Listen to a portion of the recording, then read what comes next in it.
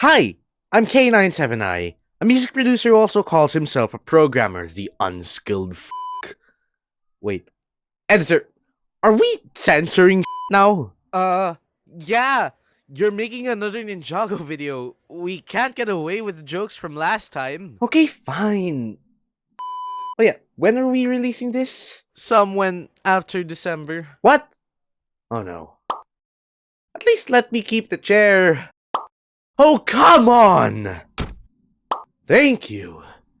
Jesus. What? You censored Jesus? The Keepers of Spinjitzu contacted the Realm of Harmony to make a song for their advent calendar with absolutely no other prompt aside from the song needing to be Christmas themed. So I took the task and many pills of schizomeds and wrote the entire song. Let's take a gander at my mental breakdown. I mean, the Ninja's Coda. Yeah, the Ninja's Coda.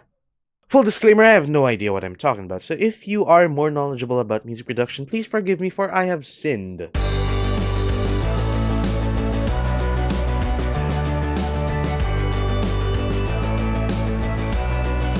The song itself was completely composed by me and written mainly by me with some help from Sote and Zena.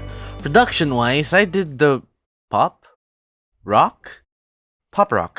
The things that put you in your mouth parts of the song, while Sote worked on the orchestral bridge. If you don't want to learn more about this, I suggest clicking off the video now. I'll wait. Still here? Alright, let's dig deeper!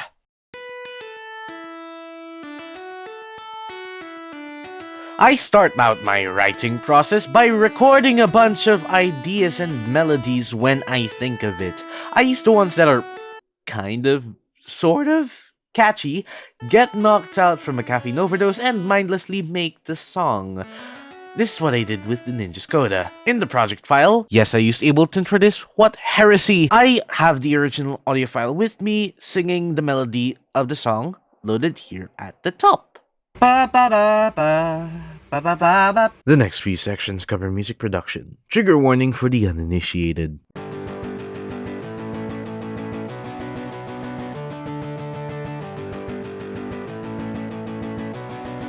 There are two main guitar tracks in the song, and because I don't play guitar, I used MIDI! The first one, which you hear in the first and second verse of the song, is a slightly less aggressive, almost funk-like guitar used to add some much-needed texture to the distorted bass.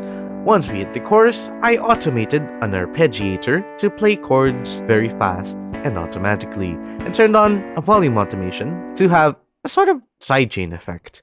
The second one, which you hear through the entire track, is distorted as fuck.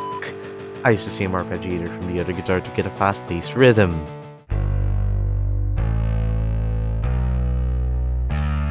The bass is actually quite simple to explain. I have my bass guitar, which is MIDI, that runs through a saturation plugin, but it's also layered by a piano that plays very low notes to give it more power to punch through the mix. And that is all. Yeah, I really didn't do much on the bass.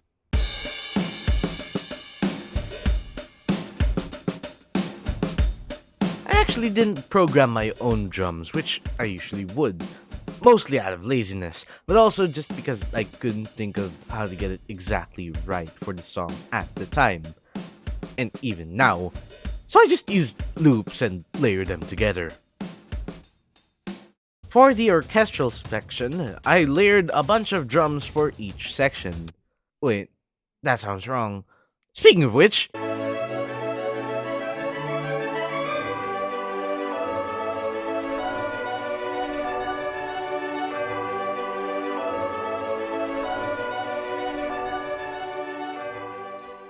this part of the video is recorded on a different day and my voice is a little bit dead, but I have to make a video, so I'm gonna just barrel through it. Now, this section will only cover my section of the song, so if you want to learn how the orchestral bridge was made, go ask Sote for a video. This one is easy to cover. Sote made the first half of the orchestral part while I created the second half. So, from top to bottom, We have a glockenspiel playing the melody to guide vocals, violas holding chords so that the melody won't feel as empty, a viola that has an arpeggiator that actually works as an arp, another viola that arpeggiates up for tension, tubular bells to bring out the Christmas vibes, an upright bass to help out the vocals, and a choir that is placed throughout the track as a backing for the Another night, one less hero to uphold the line. Another night, are we still in the right? Will we? Oh boy, here we go. This was a part I really wasn't keen to work on, mostly because I heard my voice for 3 entire months. Fun fact, the further you go back to the start, the more tired I became from recording because I record my lines in reverse order. So, the first 2 verses and choruses, there's only 1 track playing. In the orchestral part and final chorus, these Lloyd vocals were layered, all panned both left and right for separation. All the vocals are processed, though more subtle than you think. First in the vocal chain is a simple audio imager for separation, then a compressor to bring out some of the salties of the recording, then an EQ to remove any unnecessary lows and highs, while bringing out top end frequencies. Next in the chain is another compressor, then an appropriate preset in Neutron Pro, another effects chain, and a limiter to avoid peaks. With this vocal chain, I also sent the audio signal through another track with a reverb and a sidechain on it, so it doesn't sound dry. So for Sate's section, I had a problem where the audio wouldn't stretch properly in the tempo change. I didn't know how to fix this, so I just completely drowned it in reverb at the end, with a little bit of automation. Also, all of the dry vocals are secretly auto-tuned. And that is a slight oversimplification of the project file of the Ninja's Coda. This was a really fun project to write, and it's been a blast working on the instrumental on this. It's been a bit stressful though. Wait, maybe I should return to programming. 12 seconds later. Nope. Fuck SAML, fuck C#, and fuck Specify. My god. Oh, I want to jump off a bridge. I'm going back to music.